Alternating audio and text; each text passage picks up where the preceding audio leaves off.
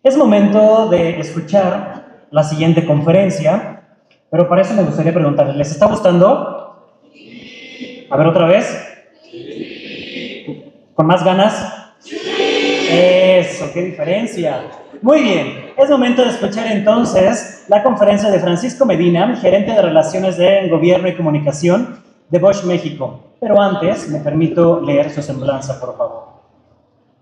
Francisco es comunicólogo, periodista y maestro en narrativa, con más de 25 años en experiencia en instituciones y empresas nacionales y globales. Tiene bajo su responsabilidad liderar las estrategias de comunicación corporativa, tanto interna como externa, de Bosch México, que abarca 16 ubicaciones en el país y más de 20,000 empleados. Bienvenido. Un aplauso, por favor.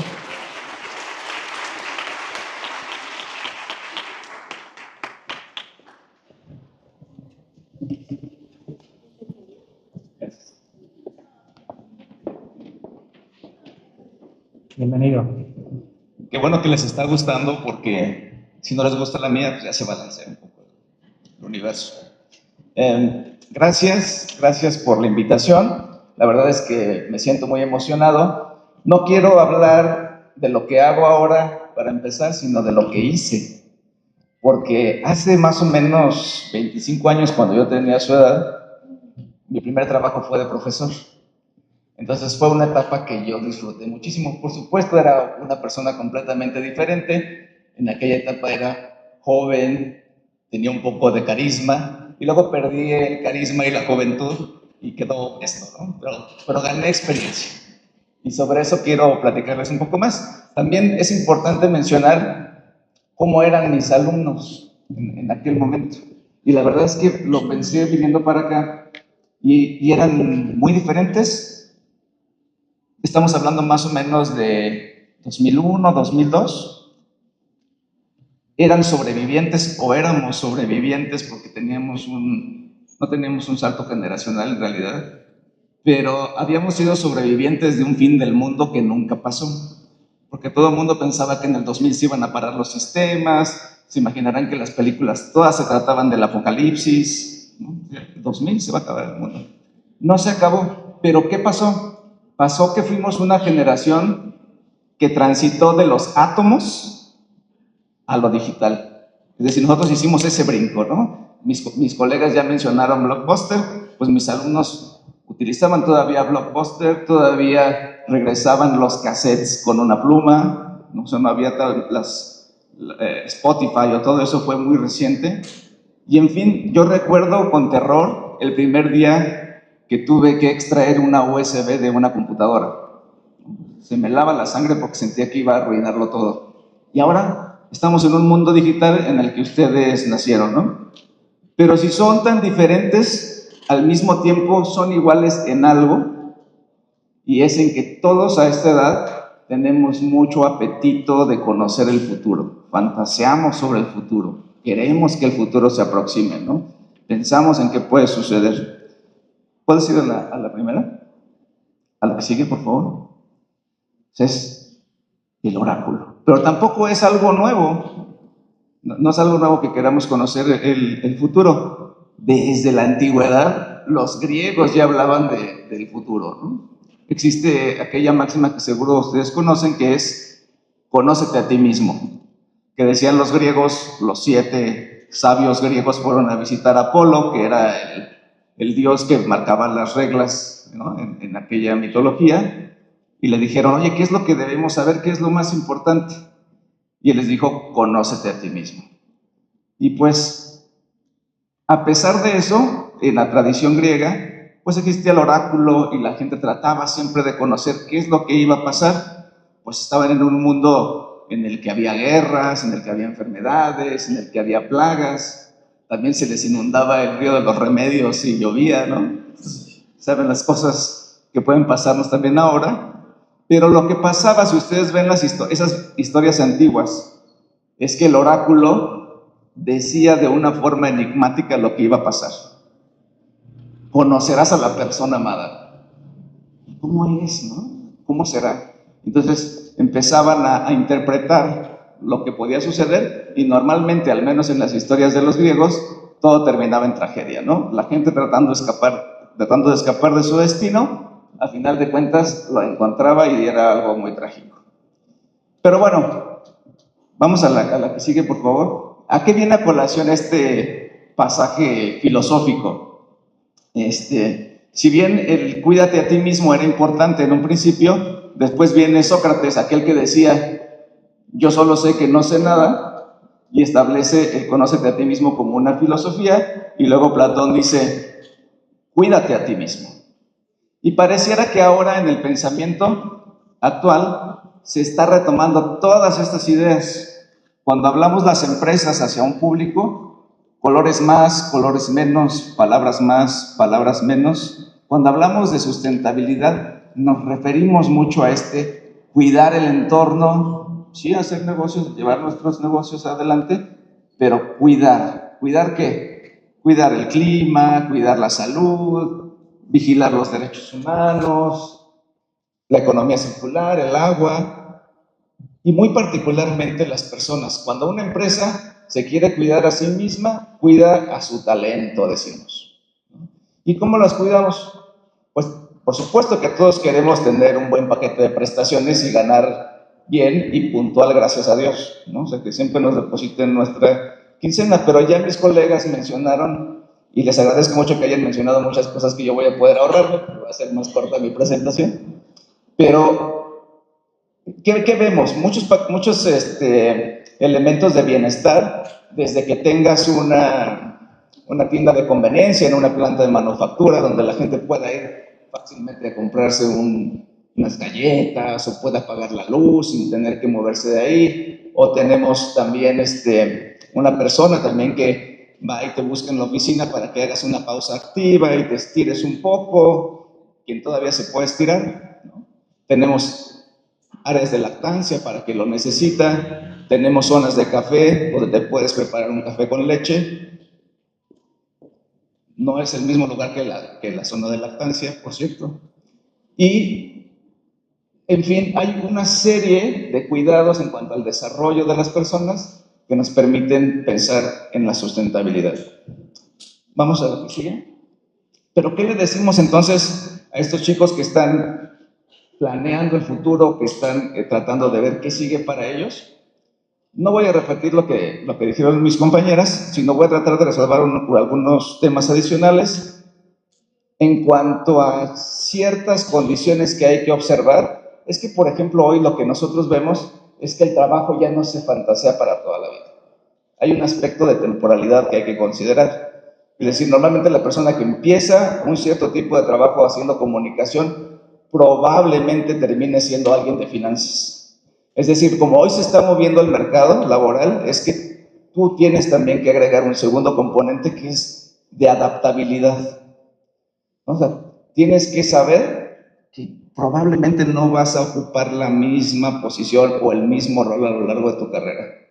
Es muy probable que te tengas que mover. Incluso algunas empresas para ciertos puestos, como la empresa donde yo trabajo, tienes un tiempo determinado para estar en una posición y luego tienes que buscar la siguiente. Y eso te da movilidad en cuanto a la propia empresa, en el país, si la empresa tiene actividades en el país, y en algunas ocasiones en el mundo, y eso lo hace muy atractivo, ¿no? Entonces, eso también te da otro tercer componente, que es el componente de la flexibilidad. Es decir, aquellos trabajos que así lo permiten, también son muy abiertos a que hagas trabajo híbrido. Se hablaba mucho de los trabajos remotos cuando vino la pandemia, pero creo que poco a poco se está revirtiendo el que sean completamente remotos para la mayoría de las funciones. Ahora es híbrido, ¿no? O sea, con algo que nosotros llamamos, por ejemplo, trabajo inteligente, que es una política de la empresa, tú tienes que decidir en qué momento vas a la oficina o al sitio de trabajo, ¿no? En función de a quiénes vas a ver ahí, qué tienes que hacer, si te reúnes con tu equipo, socializar, y también a veces alejarte un poco de los entornos del hogar. Y el siguiente punto, el último punto de estos componentes, lo mencionaron ya, es la digitalización. Y esa digitalización nos hace pensar en una educación continua. Es decir, ustedes van a tener un cierto perfil cuando salen de la universidad, pero hoy la forma en que está cambiando la realidad tan rápida hace que permanentemente debas actualizarte y capacitarte en nuevas cosas. Microcredencialización le dicen por ahí, ¿no? Es decir, en lugar de que salgas y hagas una maestría, a lo mejor haces 2 diplomados o un curso este año y otro el siguiente año haces otro curso para ir cubriendo todos esos cambios acelerados que está sufriendo la realidad con la tecnología. Retomando un poco la última presentación de BBVA, yo diría, sí, por supuesto que la carrera te da un cierto enfoque, un cierto entendimiento de la realidad, pero después tienes que pensar que son nuevas competencias las que están en el mercado. Comunicación, ya la habías mencionado tú, colaboración, pensamiento crítico, también la mencionaron, y creatividad, ¿no? Yo pensaría que en esas caben todas las demás y es muy importante identificarlas. Adelante. Caigo ahora a la empresa en la que trabajo yo. Esta empresa, Laila, fíjate que los supersónicos, el que escribió los supersónicos, yo creo que entrevistó a Robert Bosch, porque la empresa donde trabajo, cuando hablamos de todos los temas de ciencia ficción, juega de local.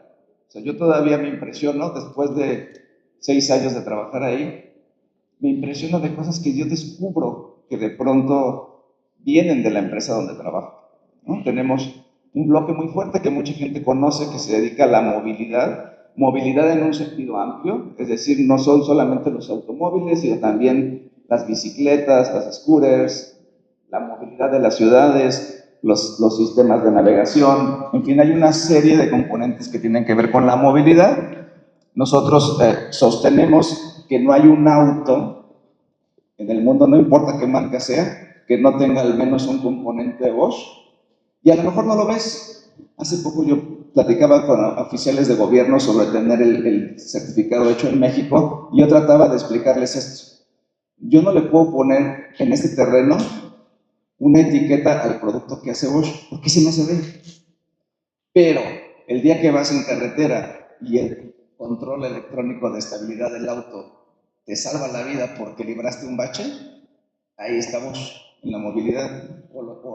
El software que hace que se conecten todos los sistemas, o la cámara de reversa, o los sensores del punto ciego. Es decir, todo lo que hoy se conoce como ADAS, que es tecnología muy avanzada para asistir a la conducción, lo tenemos ahí. Y en cuanto a los supersónicos, pues tiene mucho avance también la tecnología que tiene que ver con la conducción automática, ¿no? Que sobre todo tiene ahorita muchos ejercicios en Europa. Luego tenemos máquinas que hacen máquinas, o sea, tecnología industrial, desde producción especializada hasta cobots, ¿no? Que ya tienen mucho que ver con este trabajo colaborativo y cómo se está redefiniendo las características industriales. Y luego un montón de bienes de consumo, desde una cafetera. Recientemente abrió Bosch una fábrica de refrigeradores en Monterrey también.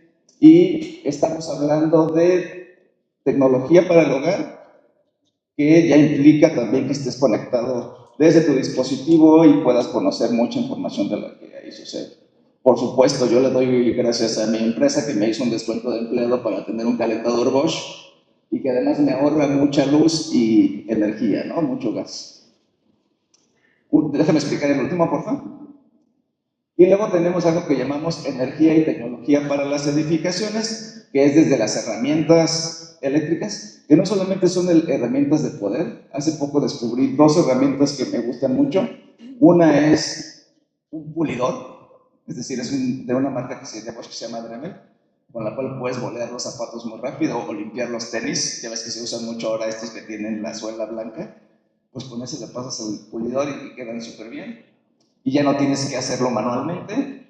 O para quienes tienen mascotas, también hay una, por ejemplo, que corta las uñas de las mascotas sin lastimarlas. Entonces, hay desde eso hasta lo que se usa en las grandes obras de construcción, pero también tenemos cámaras, sensores y una serie de tecnología que también cuando yo recién entré a la empresa me sorprendía. Por ejemplo, que hay detectores de temperatura, porque se acuerdan que en COVID los filtros eran así, ¿no? Entonces es un sensor que detecta si tu temperatura está fuera de los niveles normales y entonces se detectaba, ¿no? Se usa mucho para incendios, en los estadios, en fin. Vamos a la siguiente, por favor. Así es como opera Bosch en México, aunque es una empresa alemana y tiene más de 400,000 empleados. Como pueden ver, en el país hay muchísima actividad. Son 16 localidades, la mayoría son sitios de manufactura, 11 de ellos son sitios de manufactura, así de tecnológicos como les platico. Y después tenemos, para destacar, en Guadalajara, un centro de ingeniería de software, donde hay más de 1,300 mexicanos desarrollando software, porque también eso ha cambiado. A México se le veía como un sitio predominantemente de manufactura y cada vez estamos transitando hacia otro tipo de perfiles. Y luego nuestras oficinas en la Ciudad de México.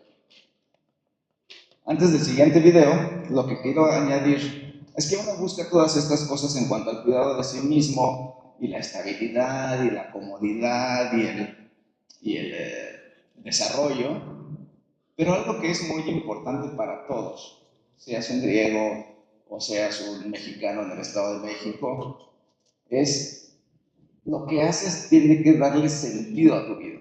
Sé que suena un poco romántico, pero es importante. Siempre uno tiene que preguntarse, ¿y para qué estudio? ¿Y para qué voy y me paro en un grupo de 200 estudiantes? ¿Para qué trabajo? ¿Y lo que trabajo sirve para algo? ¿Sirve para alguien? Y entonces algo que a mí me gusta mucho de la empresa en que trabajo es que no tenemos que pedir disculpas por lo que hacemos, sino que tenemos un beneficio muy tangible en la vida de las personas. Es decir, lo que yo les mencionaba de los sensores, ¿no? De un sistema de frenado o de sensores en la conducción, o que el teléfono gire, ¿no?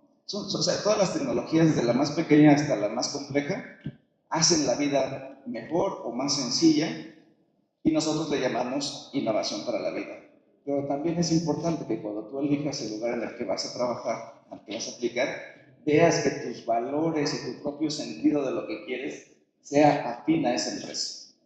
Sí, y en ese sentido, Dani, mi colega que está por allá, y yo somos muy contentos de estar en Bosch. Adelante. Bueno, creo que no tenemos el video, ¿verdad? Ok. No pasa nada. Creo que en general eso es lo que yo quiero compartir desde la empresa. Por supuesto, ustedes pueden acceder a más información de la empresa, a los programas que tenemos para estudiantes a través de este QR. Y si quieren hacer alguna reclamación por mi plática, a mí me encuentran como Francisco G. Medina Montaño en LinkedIn. Muchas gracias.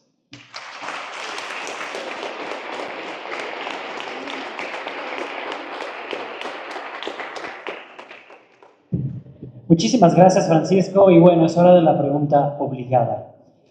Al día de hoy, ¿cómo fomentan el desarrollo profesional de los jóvenes dentro de Bosch México? Es una pregunta sencilla de contestar porque tenemos muchos programas, incluso desde la educación básica, a través de la Fundación Bosch. Tenemos programas de equipamiento, de entrenamiento para profesores en escuelas públicas que son cercanas a nuestros sitios de producción. Pero para gente más de su edad, tenemos programas de aprendices, tanto aprendices técnicos como aprendices de áreas comerciales, programas de beca. Y lo más fuerte que tiene Bosch desde hace más de 50 años es el modelo dual alemán, que para quien no lo conoce es que tú tienes una formación teórica en la escuela y luego complementas en un entorno de trabajo real. Por ejemplo, si eres alguien de comunicación, pues con nosotros harás sitios web, que ya no te quedas solamente en la teoría, ¿no? Por decir algo. Pero también en las áreas técnicas es muy importante porque teóricamente estás trabajando con esa tecnología y cuando sales de la escuela resulta que la tecnología ya avanzó. Eso es algo muy importante. Cuando hoy las escuelas hacen las revisiones curriculares, yo creo que es un gran reto al que se enfrentan. Es decir, si yo tengo un plan de estudios de 3 o 4 años técnico, probablemente en esos 3 o 4 años ya no va a ser vigente porque ya cambió. Entonces los modelos duales a lo que ayudan es a ir cubriendo esos huecos que hay entre lo teórico y cómo va cambiando la realidad. Perfecto, muchísimas gracias. ¿Alguien tiene alguna pregunta para Francisco? Yo creo que sí. Por acá hay una persona. ¿Alguna preguntita por ahí? Ah, listo. Hola, ¿qué tal? Buenas tardes. ¿Cómo te llamas? Mi nombre es Montserrat, soy de la carrera de Humanidades Empresariales y pues yo quería saber si, bueno, de hecho esta pregunta también la quería realizar anteriormente para la licenciada de BBVA. Bueno, yo quisiera saber del plan, bueno, ¿qué requisitos están para el plan de, pues para nuestra área de universidad, en el plan de becarios para tu empresa? Por ejemplo, si se trata de una beca que llamamos MEXcellence, que es para alumnos destacados, lo que tienes que hacer es tal cual aplicar, ¿no? Y tienes que ser una escuela pública y tienes que aplicar. Actualmente, si entras al enlace, está activa esa convocatoria, entonces puedes hacerlo y cada año se renueva. Y lo que tienes es una beca, más o menos son como de 8,000 pesos, ¿no? Lo que tienes de beca, y pues ya tienes algunos proyectos generales, pero sobre todo lo que se apoya es el alto rendimiento. Ahora, si es un programa de aprendices que el beneficio económico es más o menos el mismo, ahí lo que haces es tener también una aplicación. Se requiere que tu escuela tenga un convenio con la empresa, y luego es aplicar a las posiciones que se abren permanentemente, y estás alrededor de 4 horas cada día con un tema asociado con tu universidad, con ciertos proyectos, y no es un enfoque estrictamente de trabajo, aunque tiene el componente de trabajo, sino que la gente que te toma para que seas una practicante, te formas, hay un sentido de formación, ¿no?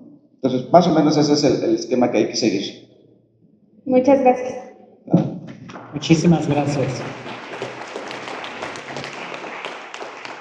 Y desde el Chicharito me están diciendo que hay otra pregunta por ahí. A ver, ¿quién es el valiente o la valiente que quiere preguntar? Déjense venir, como dicen. Igual. A ver, yo sé que hay por ahí gente curiosa. Ah, mira, ya por acá levantaron la manita. Adelante. ¿Tu nombre? ¿Cuál es tu nombre? ¿Cómo? Joana. Joana. Respecto a lo cual la escuela ofrece, pues, ese beneficio para nosotros los estudiantes, ¿cómo podríamos entrar a una de las empresas que ahorita han venido a darnos conferencia? O en el caso de su empresa, ¿cómo podríamos entrar? Eso te iba a decir, Giovanna. ¿Te puedo platicar de la mía? Hace un momento, Giovanna se acercó a mí también porque me dijo que quería platicar al final de la sesión sobre el programa dual. Entonces es tan sencillo o tan complejo como tener un convenio, lo cual no le veo ningún problema, pero eso es algo que tendremos que hablar con la escuela. Pero nosotros felices de recibir. Y en el caso de nuestra carrera, bueno, nosotros somos logística aeroportuaria, ¿sí podríamos entrar con ustedes o no hay? Tendríamos que buscar el ángulo, probablemente desde el punto de vista de tecnología industrial, no exactamente sobre algo práctico de la carrera, sino sobre el proceso de producción, pero es algo que se puede platicar. Ok, muchas gracias. Muchas de nada.